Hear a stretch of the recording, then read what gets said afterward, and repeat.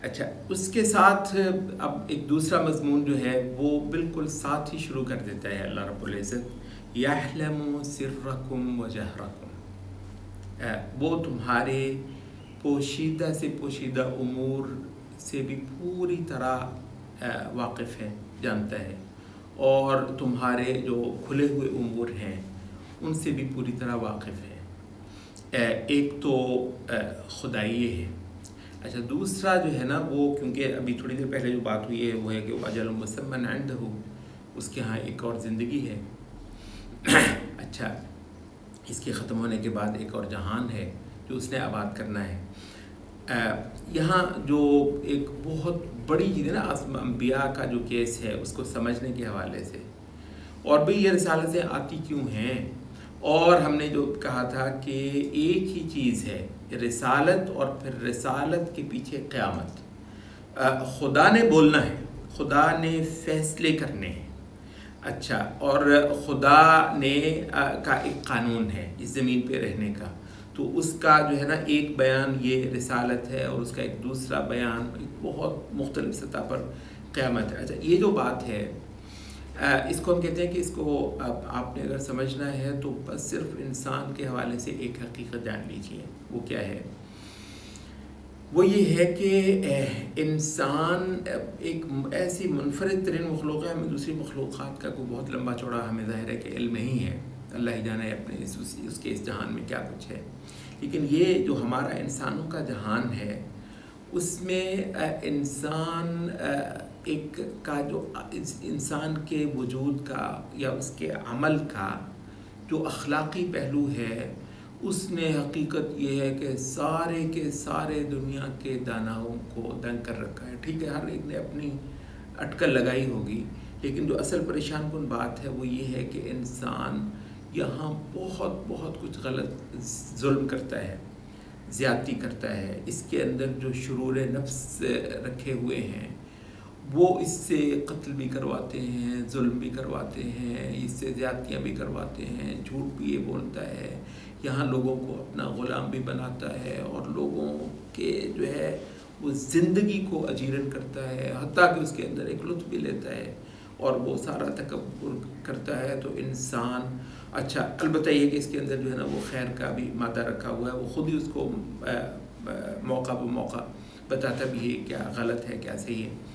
اچھا، تو انسان کا یہ جو ہے نا، تو یہاں پر ایک اخلاقی پہلو وہ اس بات کا تقاضا کر رہا ہے کہ یہاں اگر کسی نے کوئی خیر کی ہے تو اس کو اپریشیٹ ہونا چاہیے، اور اس کو اس کا بدلہ ملنا چاہیے۔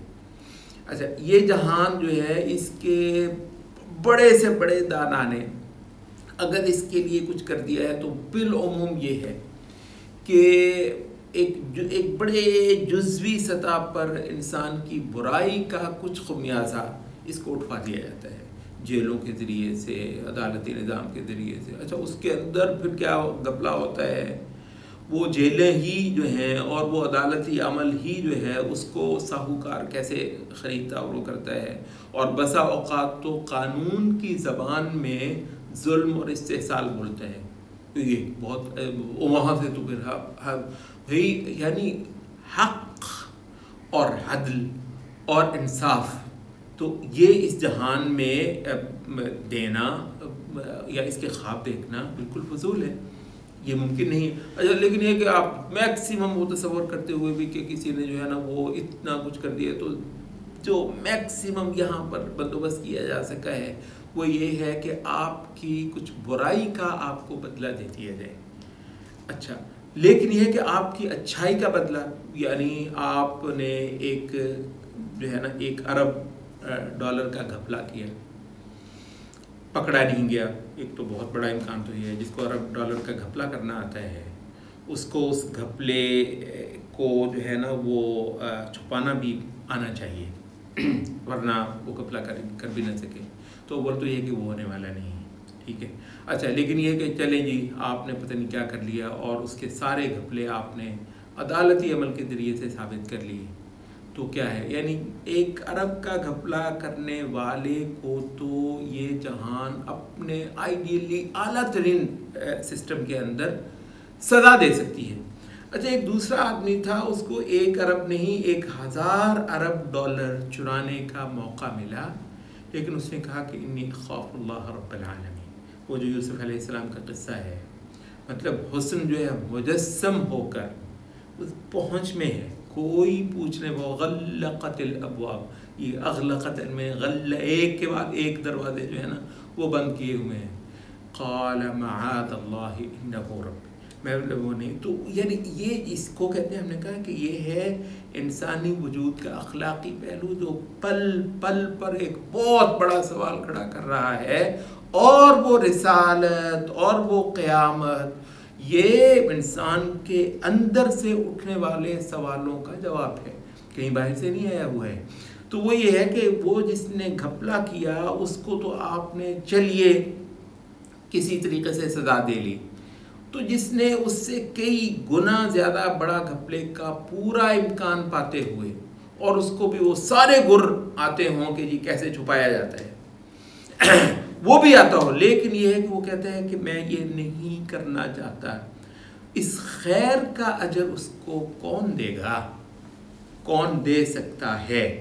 تو عمل کی جو اخلاقی جہت ہے اس نے اس بات کا تقاضا کیا کہ ایک رسالت ہو، ایک خدا ہو، اور وہ یحلم سرکم و جہرکم و یحلم ما تکسبون، وہ تمہاری ایک ایک پوشیدہ اور ظاہر کی بات کو پوری طریقے سے جانتا ہو، تمہاری ساری کمائی کو۔ تو یہاں دراصل تو یہ یعنی انسان کا کہ عمل کا جو اخلاقی پہلو ہے وہ بذات خود اس بات کی دلیل ہے کہ یہ سارے کا سارا کسب ہے، یہ ساری کی ساری کمائی ہے، اور دراصل اس اور انسان کی زندگی کی اگر کوئی شیٹ ہے تو وہ تقاضا کرتی ہے کہ اس کے جتنے روشن حصے ہیں ان سارے کے سارے روشن حصوں پر اس کو اپریشیٹ کیا جائے اور اس کو نوازا جائے، کتنا اچھا ہے یہ، کیوں بھئی تمہاری اچھائی کا یعنی وہ اچھائی کا تو بدلہ ہے ہی نہیں نا، دے ہی نہیں سکتا ہے یہاں پہ، دنیا بیچاری کیا دے گی اور وہ پھر وہ ایک الگ بات اہل علم نے سبھی وقلاء نے مانی ہے کہ وہ جو آپ برائی کا بھی بدلہ جو ہے وہ آپ نے کہہ دیا، مطلب کہاں تک یعنی وہ ایک بندے کو مارا اس کا بھی آپ کے پاس میکسیمم یہ ہے کہ آپ اس کے بدلے میں اس کو مار دیں۔ اچھا، جس نے 1000 بندوں کو مارا ہے اس کو 1000 بار آپ مار لیں گے، جس نے 1 کروڑ بندے کو مار دیا، اتنے بڑے بڑے ظالم ہیں۔ یعنی یہ جو انسان ظلم کرتا ہے اس ظلم کا بدلہ دینے کے لیے جو ہے نا وہ یہ دھرتی بھی چیخ رہی ہے، اور یہ عقل بھی چیخ رہی ہے، یہ وجدان بھی مان رہا ہے کہ یہ ہونا چاہیے، اور پھر خصوصی طور پر زندگی کا یہ مختصر ہونا۔ تو یہاں پر تخلیق کے ساتھ ہی پھر کیا ہوا ہے کہ قیامت آ گئی ہے، اور قیامت کے ساتھ ہی پھر رسالت آ گئی ہے۔ اچھا، اسی چیز کو جو ہے وہ آگے بڑھاتے ہوئے اللہ رب العزت قیامت کا جو مضمون ہے وہ اس کو تھوڑا آگے چل کر وہ چلاتے ہیں کہ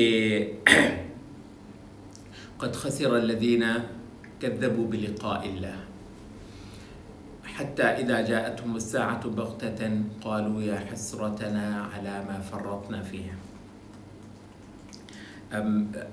یہ صرف ایک جہت تھی ابھی جو انسان کے اخلاقی وجود کی جو تقاضا کرتی ہے کہ کہیں اکاؤنٹیبلٹی ہو اس انسان کی، اور اکاؤنٹیبلٹی بہت اچھے سینس میں ہم نے جیسے کہا کہ بہت کچھ تو اس کی خیر ہے نا، اس کی اچھائی ہے جس کا بدلہ یہ دنیا دے ہی نہیں، تو بہرحال یہ سارا کچھ ایک پہلو تھا۔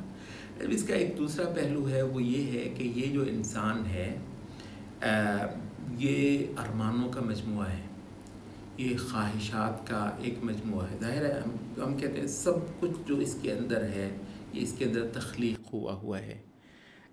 یہ جو آرزویں اور خواہشات یعنی دنیا تو ان پہ ہنستی ہے نا، کبھی کسی کو کہے یار چلو تم ذرا تھوڑا سا منہ پر لاؤ، لاتا ہی نہیں ہے، شرم سے بیچارہ منہ پر نہیں لا سکتا کہ اگر کہیں یہ بتانے پہ آئے تو مجھے کیا کچھ چاہیے، کیا کچھ ہونا چاہیے، تو یعنی یہ محض ہنسنے کی بات ہے، محض یہ ٹھٹھے کی مذاق اس وجہ سے کہ یہ دنیا بیچاری بنجاری، مطلب ہے یہاں ایڑیاں رگڑ رگڑ کے لوگ مر جاتے ہیں.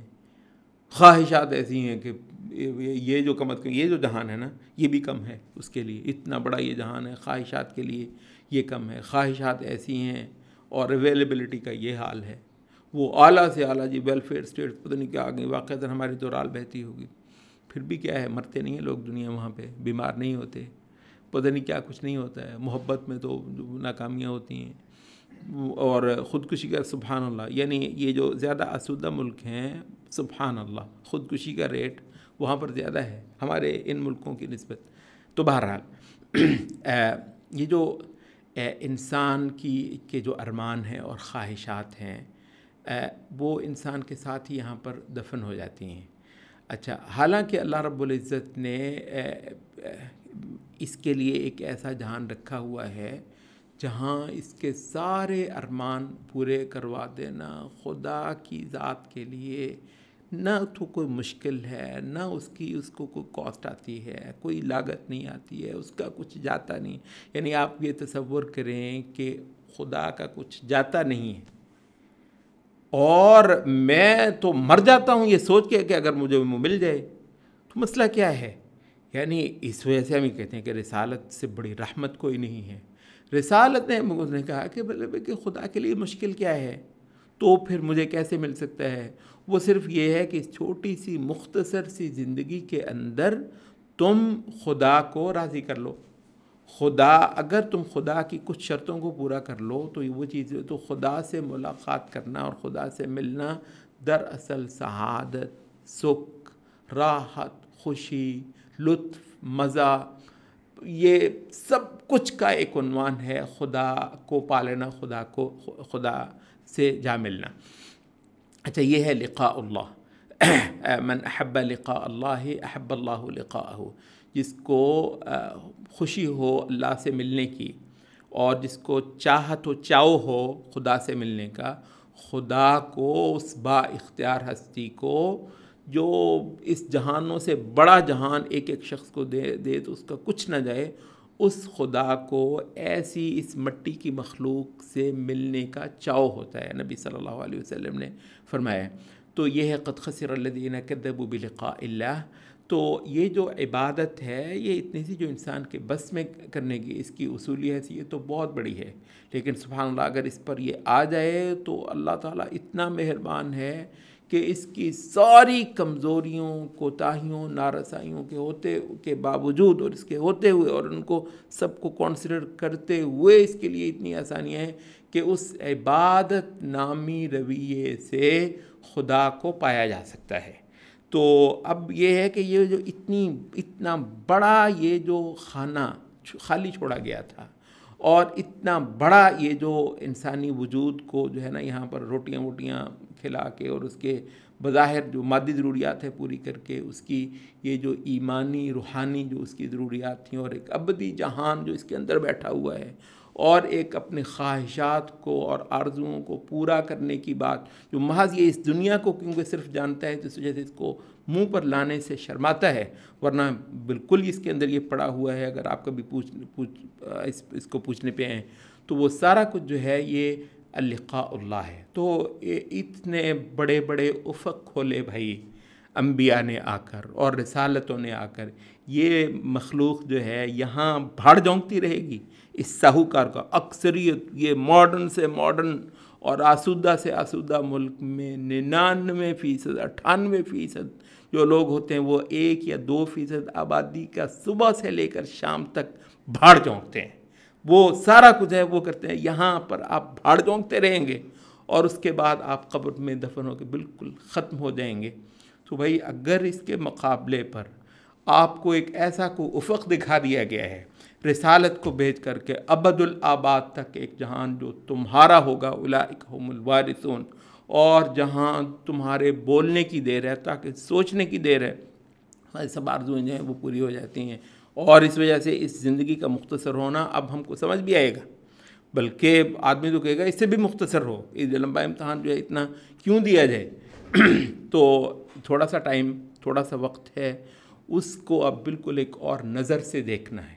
اس نظر کا نام ہے اپرچونٹی. تو ان کے لیے کیا تھا؟ یہ دنیا جو ہے نا یہی سب کچھ تھا. ہم نے کہا کہ یہ ایک اپرچونٹی ہے، یہ ایک موقع ہے اللہ رب العزت کو پانے کے لیے. قد خسر الذین کذبوا بلقاء اللہ. پھر جب ان کی آنکھیں کھلیں گی نا، حتی اذا جاءتهم الساعة بغتة قالوا یا حسرتنا علی ما فرطنا فیہا، وہ بربادی ہے ہماری، افسوس کے موقع ہمارے ہاتھ سے. یہ جو لفظ ہے نا فرطنا فیہا، یہ ایگزیکٹ اس کا معنی ہے موقع ہاتھ سے گنوا دیا. یہ موقع سبحان اللہ، اس دنیا کی صحیح ترین ڈسکرپشن کیا ہے؟